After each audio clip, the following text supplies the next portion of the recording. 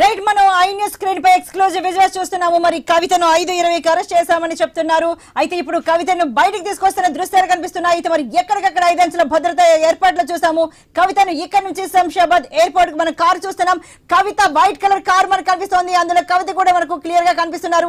ఆ కార్ లోనే కవితను ఇప్పుడు శంషాబాద్ ఎయిర్పోర్ట్ కి తరలించే ప్రయత్నం చేస్తున్నారు. గ్రీన్ కలర్ శారీలో మనకు కవిత చాలా క్లియర్ గా కనిపిస్తున్నారు. వైట్ కలర్ కార్ లో ఉన్నారు. ఆమెను ఈడీ అధికారులు శంషాబాద్ ఎయిర్పోర్ట్ కు తరలించే ప్రయత్నం చేస్తున్నారు. ఇంటి లోపల నుంచి బయటికి తీసుకొచ్చారు కవితని. వైట్ కలర్ కార్ లో ఆమెని తరలించే ప్రయత్నం చేస్తున్నారు. అలాగే ఈడీ అధికారులు ఆమె మొదటి ఫ్రంట్ సీట్ లోనే కూర్చున్న దృశ్యాలు మనకు కనిపిస్తున్నాయి. గ్రీన్ కలర్ శారీలో కవిత ఫ్రంట్ సీట్ లో కూర్చున్న దృశ్యాలు కనిపిస్తున్నాయి. 8:45 గంటలకు ఫ్లైట్ ఉంది. మరి ఆ ఫ్లైట్ లోనే ఢిల్లీకి తరలించే ప్రయత్నాలు చేస్తున్నారు. ఈ ప్రయత్నాల్లో భాగంగా కవితను ఇంటి నుంచి బయటికి తీసుకువచ్చారు. 5 అంచెల భద్రత ఏర్పాట్లు చేశారు. రోప్ పార్టీలు కూడా ఏర్పాటు చేశారు. ఇక్కడి నుంచి శంషాబాద్ వరకు మొత్తంగా రూట్ కూడా క్లియర్ చేస్తున్నారు పోలీసులు. ఇప్పటికిప్పుడు మొత్తంగా ఎలాంటి అవాంఛనీయ ఘటనలు జరగకుండా, ఎలాంటి ఇబ్బందులు తలెత్తకుండా కవితను శంషాబాద్ ఎయిర్పోర్ట్ కు తీసుకెళ్లే ప్రయత్నాలు చేస్తున్నారు ఈడీ అధికారులు. మొత్తంగా కవితను ప్రశ్నించడం కంప్లీట్ అయిపోయింది. అలాగే 5:20కు అసిస్టెంట్ డైరెక్టర్ జోగేందర్ ఆధ్వర్యంలో ఆమెను అరెస్ట్ చేయడం జరిగింది అని ప్రకటించారు. అయితే ఈ క్రమంలో మనం చూస్తున్నాం ట్రాన్సిట్ వారెంట్ లేకుండా ఎలా అరెస్ట్ చేస్తారో అంటూ కేటీఆర్ ప్రశ్నించిన దృశ్యాలు కూడా మనం చూసాం. ఏది ఏమైనా కవిత అరెస్ట్ అయితే తప్పలేదు. ఆమెను ఇప్పుడు ఒక వైట్ కలర్ కార్ లో అక్కడికి శంషాబాద్ ఎయిర్పోర్ట్ కి తరలించే ప్రయత్నం చేస్తున్నారు. అక్కడి నుంచి ఢిల్లీకి తరలించబోతున్నారు. అయితే ఇప్పటికే అభిమానులు, కార్యకర్తలు పెద్ద సంఖ్యలో చేరుకున్నారు. ఎవరు ఎంతగా ఎన్ని అభ్యంతరాలు వ్యక్తం చేసినా ఆ అభ్యంతరాలన్నింటినీ పక్కకి తోసిరాజని కవితను చాలా పకడ్బందీ ఏర్పాట్లతో శంషాబాద్ ఎయిర్పోర్ట్ కి అయితే ఢిల్లీకి తీసుకువెళ్లే ఏర్పాట్లలో ఈడీ అధికారులు నిమగ్నం అయిపోయారు. మనం పొద్దునుంచి చూసాం ఎంత పెద్ద డ్రామా నడిచింది దీనికి సంబంధించి అన్నది. అయితే కవిత ఇంటికి ఈడీ అధికారులు కానీ, ఐటీ అధికారులు కానీ చేరుకున్న సమాచారం ఏమాత్రం ముందు బయటకు పొక్కలేదు. ఆ తర్వాత ఎవరిని వాళ్ళు లోపలికి అనుమతించలేదు. మొత్తంగా విచారణ పూర్తయి కవితను అరెస్ట్ చేశామన్న ప్రకటన తర్వాతనే లోపలికి కేటీఆర్ ని కానీ వాళ్ళని కానీ అనుమతించడం జరిగింది. అయితే న్యాయ పోరాటం ద్వారా దీన్ని ఎదుర్కొంటామని కేటీఆర్, హరీష్ కార్యకర్తలకు కూడా పిలుపునిస్తున్నారు. అయితే అరెస్ట్ అడ్డుకోవద్దు, అధికారులకు సహకరించాలని కూడా వాళ్ళు చెప్తున్నారు. ఏది ఏమైనా లిక్కర్ స్కామ్ లో అరెస్ట్ అయిన కవితను ఇప్పుడు శంషాబాద్ ఎయిర్పోర్ట్ కు తరలించే ప్రయత్నాలు చేస్తున్నారు అధికారులు. ఈ ప్రయత్నాల్లో భాగంగా మొత్తంగా 5 అంచెల ఏర్పాట్లు అయితే చేశారు. అలాగే రోప్ పార్టీలు ఏర్పాటు చేశారు. ఎక్కడికక్కడ పోలీసు అధికారులు నియమించారు. ఇక్కడ నుంచి కవిత నివాసం నుంచి శంషాబాద్ ఎయిర్పోర్ట్ వరకు ఎక్కడ రోడ్లపై ఎలాంటి ఇబ్బందులు ఎదుర్కోకుండా, ఎలాంటి అవాంఛనీయ ఘటనలు జరగకుండా ఉండాలని మొత్తంగా రోడ్ క్లియర్ చేయడం కూడా జరుగుతూ వస్తుంది. అయితే బీఆర్ఎస్ నాయకులు దీన్ని ఖచ్చితంగా మేము న్యాయ పోరాటం ద్వారా ఎదుర్కొంటాము, న్యాయ పోరాటం ద్వారానే కేంద్ర ప్రభుత్వాన్ని ఎదుర్కొంటామని చెప్పడం జరిగింది.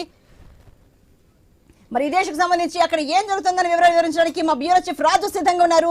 రాజు, మరి అనుకున్నంత అయింది, కవిత అరెస్ట్ తప్పలేదు. మొత్తానికి ఇప్పుడు కవితని 8:45 ఫ్లైట్ లో ఢిల్లీకి తరలించే ప్రయత్నాలు చేస్తున్నారు ఈడీ అధికారులు. అయితే ఇప్పటికే కవితని కారులో ఎక్కించడం కూడా జరిగింది. ఇక్కడి నుంచి తరలించే ప్రయత్నాలు చేస్తున్నారు. మరి అక్కడ ఉద్రిక్త పరిస్థితులు లాంటి ఏమైనా ఉండే అవకాశాలు కనిపిస్తున్నాయా? ఎలా ఉంది? ఏమని పిలుపునిస్తున్నారు బీఆర్ఎస్ నాయకులు? అలాగే ఈడీ అధికారులు ఏం చెప్తున్నారు? కవిత లాయర్స్ ఏం చెప్తున్నారు? అన్నిటికంటే సెక్షన్ 3 మనీ లాండరింగ్ యాక్ట్ కింద కూడా అరెస్ట్ చేశామంటున్నారు. అయితే ఇప్పుడు ఢిల్లీ లిక్కర్ కేసు ఒక్కటేనే, లేకపోతే ఇంకా వేరే కేసులు కూడా కలగలిపి ఇప్పుడు అరెస్ట్ చేశారా? ఏం చెప్పారు ఇప్పుడు ఈ అరెస్ట్ సందర్భంగా?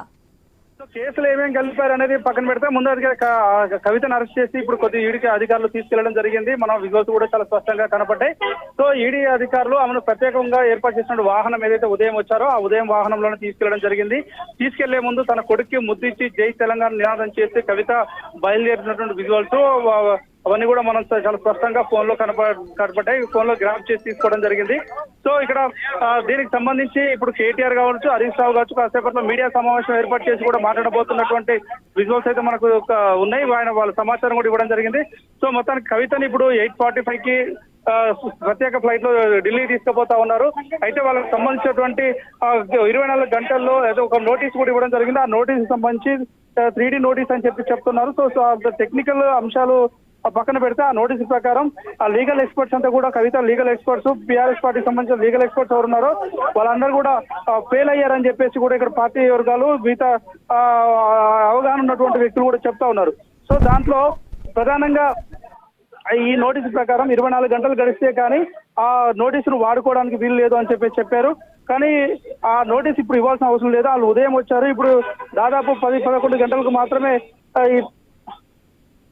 11 గంటలు అవుతుంది. ఇంకో గంట సేపట్లో దాదాపు 2 గంటల వ్యవధిలో వాళ్ళు ఢిల్లీ కూడా చేరుకుంటారు. కాబట్టి ఇప్పటికిప్పుడు ఆ నోటీస్ ఇవ్వడం వల్ల వచ్చేటువంటి ఉపయోగం లేదు అని చెప్పేసి కూడా చెప్తున్నారు. ఆ నోటీస్ సంబంధించి అరెస్ట్ మెమో ఇష్యూ చేశారు. ఆ అరెస్ట్ మెమోకి సంబంధించి దాంట్లో కూడా బీఆర్ఎస్ పార్టీ చెప్పినటువంటి ఆ పిటిషన్ ఏదైతే ఉందో ఆ పిటిషన్ కరెక్ట్ కాదు అని చెప్పేసి లీగల్ ఎక్స్పర్ట్ చెప్తున్నారు. ఏదేమైనా మొత్తానికి కవితను మాత్రం అరెస్ట్ చేసి అదుపులోకి తీసుకొని పోలీసులు వెళ్ళిపోవడం జరిగింది, ఢిల్లీ వెళ్ళిపోవడం జరిగింది.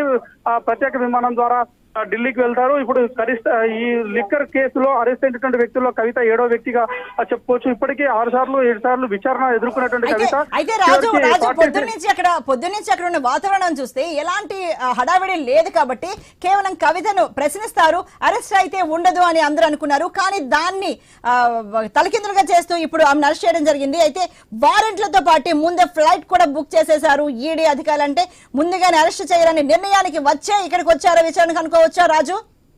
తప్పకుండా, ఎందుకంటే టాక్టికల్ ఇష్యూస్ వచ్చినప్పుడు ఎప్పుడైనా సరే ముందుగా పబ్లిసిటీ కాకుండా, అది ఎందుకంటే కేంద్ర నిఘా వర్గాలకు సంబంధించినటువంటి వ్యవహారం, అదే ఈడీ ఎన్ఫోర్స్మెంట్ డైరెక్టర్ సంబంధించిన వ్యవహారం కాబట్టి. రెండోది కవిత అనేటువంటి వ్యక్తి ఒక రాజకీయ పార్టీకి సంబంధించిన వ్యక్తి, ఎమ్మెల్సీ, ఒక మాజీ ముఖ్యమంత్రి కూతురు, పార్టీలో ఒక కీలకమైన నాయకురాలు, ఎంపీగా పనిచేశారు. సో ఆమె ఇన్ఫ్లుయెన్స్ అనేది చాలా ఎక్కువగా ఉంటుంది కాబట్టి ముందే అరెస్ట్ చేస్తారు. రేపు వచ్చి అరెస్ట్ చేస్తామంటే ముందుగా ఒక ముద్ద ఎవరినైనా సరే అరెస్ట్ చేస్తామంటే వాళ్ళు కావాల్సినటువంటి జాగ్రత్తలు తీసుకుంటారు, తప్పించుకునేటువంటి ప్రయత్నం చేస్తారు. ఇవన్నీ అంశాలు ఉంటాయి. సో కాబట్టి విచారణ పేరు మీద, సోదాల పేరు మీద ముందుగా రావడం, వాళ్ళని అదుపులోకి తీసుకోవడం, ఉదయం నుంచి కూడా కస్టడీలో తీసుకొని ఆల్రెడీ అరెస్ట్ అయినటువంటి వ్యక్తులు ఎవరైతే ఉన్నారో వాళ్ళకి సంబంధించినటువంటి వాంగ్మూలాలు, వాళ్ళు ఇచ్చినటువంటి సాక్ష్యాధారాలు, వాటన్నింటినీ దృష్టిలో పెట్టుకొని వాళ్ళు ఈ రోజు కవితకు సంబంధించినటువంటి ప్రశ్నలు సంధించి వాటికి సరైన సమాధానం రాలేదు కాబట్టి తాము అదుపులోకి తీసుకున్నాం, తదుపరి విచారణ నిమిత్తమే ఆమెను అదుపులోకి తీసుకున్నాం అని చెప్తున్నారు. ఇప్పుడు వెళ్ళి ఈడీ ఆఫీసులో అక్కడ అక్కడ ప్రొడ్యూస్ చేస్తారు.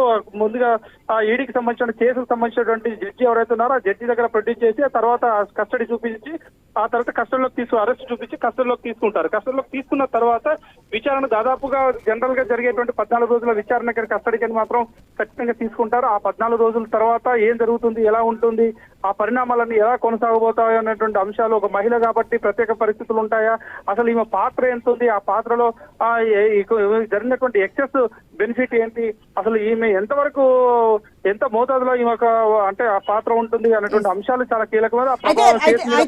అయితే రాజు దీనికి సంబంధించి హరీష్ రావు కేటీఆర్ వాళ్ళతో వాగ్వాదానికి దిగుతున్నప్పుడు కూడా ఆయన ఇంకొక మాట కూడా మాట్లాడారు. కావాలని ఇలా ఫ్రైడే వచ్చారు, శుక్రవారం వచ్చారు, శనివారం ఆదివారం అది కోర్టుకు సెలవులు కాబట్టి అన్న విధంగా కూడా ఆయన మాట్లాడారు. నిజంగా ఇది కూడా ఒక పరిగణించాల్సిన అంశమేనా రాజు? ఎందుకంటే జనరల్ గా ఉన్నటువంటి న్యాయ వ్యవస్థకు సంబంధించి కేంద్ర ప్రభుత్వ రంగ సంస్థలకు సంబంధించి సాటర్డే సండే 2 హాలిడేస్ ఉంటాయనేది జనరల్ గా తెలిసిన సత్యము.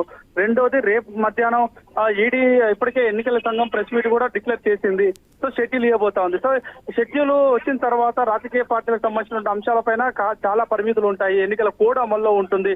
మరోవైపు రేపు సాయంత్రం కోడ్ వచ్చిన తర్వాత అది శనివారమైనా ఆదివారమైనా ఆ పరిణామాలన్నీ కూడా చాలా తీవ్రంగా ఉంటాయి. ఏ రకమైనటువంటి అనుమతి లేని కార్యక్రమాలు, గుమిగుడ్లాలు లేకుంటే నిరసన కార్యక్రమాలు చేపట్టడానికి ఎట్టి పరిస్థితుల్లో సాధ్యం కాదు. సో ఇవన్నీ అంశాలు దృష్టిలో పెట్టుకొని ఈసీ ఇక్కడికి వచ్చింది అనేది చాలా, ఈడీ అధికారులు ఇక్కడికి వచ్చారు అనేది చాలా స్పష్టమవుతుంది. రెండోది అక్కడ ఛార్జ్ షీట్ లో పేరు వచ్చిన తర్వాత ఈమె ఎప్పుడైతే ఈడీ పైన సుప్రీంకోర్టుకి వెళ్ళిందో ఆ సుప్రీంకోర్టుకి వెళ్ళిన తర్వాత సిబిఐ నోటీసులు ఇచ్చారు. సిబిఐ నోటీసులు కూడా ఈడీకి చెప్పిన సమాధానమే చెప్పడం వల్ల తను ఢిల్లీకి రాను కానీ మీరే ఇక్కడికి రావాలని చెప్పేసి నోటీస్ ఇచ్చిన తర్వాత సెక్షన్ 160 ద్వారా అక్కడ ఫస్ట్ ఈడీకి నోటీస్ ఇవ్వడం జరిగింది. తర్వాత ఈమె సుప్రీంకోర్టుకి వెళ్ళిన తర్వాత ఆ విచారణ జరుగుతున్న క్రమంలోనే సిబిఐ సెక్షన్ 40 ద్వారా ఈమెకు నోటీస్ ఇచ్చేసి విచారణకు రావాలన్నారు. కానీ ఈమె ఈమెయిల్ ద్వారా సెక్షన్ 160 మార్చేసి రాజ్యాంగపరమైనటువంటి వ్యతిరేక చర్యలు పాల్పడుతూ రాజకీయ కక్ష సాధింపు చర్యలు తీసుకుంటున్నాను నా మీద అని చెప్పేసి ఆరోపణలు చేస్తూ ఒక పొలిటికల్ స్టేట్మెంట్ ఇవ్వడం జరిగింది. సో అప్పటి నుంచే ఈమె మీద ఒక విచారణ వేగవంతం చేయాల్సిన అవసరం ఏర్పడింది. ఇన్ఫ్లుయెన్స్ చేయబోతుంది అనేటువంటి అభిప్రాయానికి ఈడీ వచ్చిందని చెప్పేసి చిన్న ప్రచారం అయితే జరుగుతా ఉంది. ఏ క్షణంలోనైనా ఏ విచారణ జరిగినా తాను ఎదుర్కోవడానికి సిద్ధమని చెప్పేసి చెప్తాను.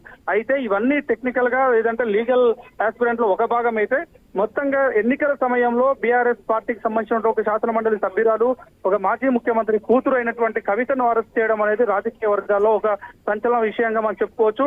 తెలంగాణ ఉద్యమంలో అనేక అరెస్టులు జరిగాయి. సో ఆ అరెస్టులకి దీనికి ఎటువంటి సంబంధం లేదు.